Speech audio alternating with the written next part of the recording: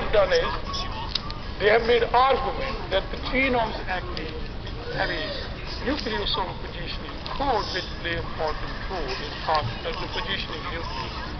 But I like to argue that heterochromatin, which largely assembled on transposons and repeats, or the foreign DNA elements, those elements actually might lack the nucleosome positioning code. And that is why cells are targeting these activities with the help of heterochromatin, so nucleosomes can be kept positioned on those sites. Now, it's great that heterochromatin recruits silencing activities, but that's not the only activity.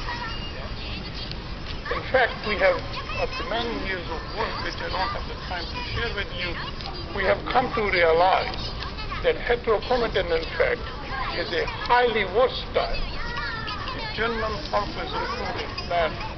It not only targets silencing activities, but it targets large number of other effective complexes, which include anywhere from factors involved in cell type choice or switching, or proteins which are important for proper segregation of chromosomes. In fact, indeed, if you mutate RNAi machinery, it's associated loss of HB1 proteins as well as factors which associate with HB1 proteins such as cohesion and other things, leads to loss of not only silence but also loss of proper segregation. Unlike wild-type cells, which in the late anaphase have nicely segregated their chromosomes, RNAi mutants are defective in proper segregation of chromosomes, with the DNA getting stuck on mitotic state. And this in part is caused by loss of cohesion from centromeres, which is required for proper segregation. Now, the question which I wanted to briefly address is that these heterochromatin platforms are not static, as we for many years imagined. These actually are highly dynamic platforms which can evolve or can be modified in response to environmental or developmental signals, and I'll illustrate that in this one slide. Now, this is the results of chip-chip analysis across 3 fission yeast chromosomes. In the top panel, I'm showing you enrichment of histone H3 lysine 9 methyl, a heterochromatin mark, and at the bottom, I'm showing you localization of one of the HB1 proteins. In past, we argued that these vectors actually are localized to telomeres, centromeres, and this mad locus. But since then, we actually have found several small heterochromatin islands that are dispersed across the tissues. I won't have the time to show you data, but most heterochromatin vectors can be found localized to these island structures. But a key result is that most of these heterochromatin islands, not all, but most, actually code genes that are only expressed during meiosis, but are maintained in a repressed state in mitotically divided cells. So that led us to ask a question. What would happen to these islands if you expose cells to signals that induce meiosis? Now, one such signal is nitrogen starvation. If you starve cells for nitrogen, they start preparing to enter meiosis. Now, this is the island in cells which are grown in presence of nitrogen, and this is what would happen as soon as you start depleting nitrogen from the media and grow cells in absence of nitrogen. You see that many of these islands which are present in presence of nitrogen actually disappear in the absence of nitrogen. Now, this result really suggests that there must exist signaling pathways which can induce large-scale changes in genome simply by modifying heterochromatin structures in response to nutritional conditions, but probably also in response to certain types of stress.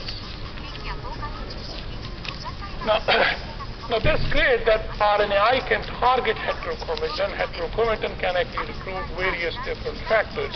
The question which I'm again often asked is, how widespread is the role of RNAi in heterochromatin assembly? For example, does the same thing happen in mammalian cells? Now, there is a very good, clear evidence that the same thing happens in plants, it happens in tetrahydra, and there are several papers that similar things happen in mammalian cells. However, at the moment, there is a conflicting report that there must exist other mechanisms which can also induce heterochromatin independent of RNAi. So we actually set out to look if there are indeed other pathways which are targeting heterochromatin, and that might be complicating matters when we study these similar sort of pathways in high eukaryotic cells. Now, in the next part, I'm going to try to tell you assembly of heterochromatin, which still requires transcription in transcripts, but does not require RNAi machinery. I'm going to try to introduce a concept that Pol II transcription and nuclear accumulation of aberrant RNAs actually specify certain genomic regions, in particular repetitive DNA, as preferential targets of heterochromatin assembly. Now I want you to consider this in the context that large portions of eukaryotic genomes are actually transcribed. Now, in order to get to the key mechanism which induces heterochromatin formation, we actually considered evidence from several different systems. There are elegant studies from people like Hennekoff and Jim Wirchler who have shown that arrays of all two transcribed sequences actually induce copy number dependent heterochromatin assembly. Similarly, there are studies which show that Pol II transcription and non-coding RNAs modify chromatin in printing sequence and also for exon activation and other processes.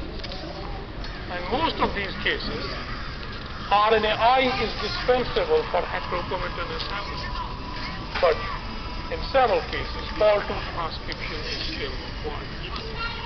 But is there a common theme among all this? The common theme is that the transcribed RNAs in large part are retained in the nucleus. Now that led to the realization that what cells might really care about is accumulation of RNAs in the nucleus. If an RNA concentration reaches a certain threshold, they might perceive that RNA to be produced by a high copy sequence such as transposons and might try to shut that sequence by targeting heterochromatin to that particular value. So with that thought in mind, we sought out to explore effects of factors which act at the interface of Pol II transcription and RNA metabolism on heterochromatin assembly. One such factor is a protein called MLO3, studied downstairs from my lab in Ravi Dhur's lab. Now, MLO3 is also called YRA1 in Saccharomyces. It is called REF or LE in the case of mammals. Now, these proteins associate with elongating RNA polymerase II and are required for formation of mRNPs and mRNA exposure. MLO3 deletion causes accumulation of RNAs in the nucleus and Pol II transcription defects. Now here is the fish analysis where the RNAs in these mutants are actually stuck in the nucleus. Now we ask question, does this MLO3 protein bind to centromeric transcripts? Now Kizang used this technique called RIP assay where you immunoprecipitate this protein and look for any particular transcript which were IV with that protein. Now for using this assay, she showed that MLO3 actually bind to a Pol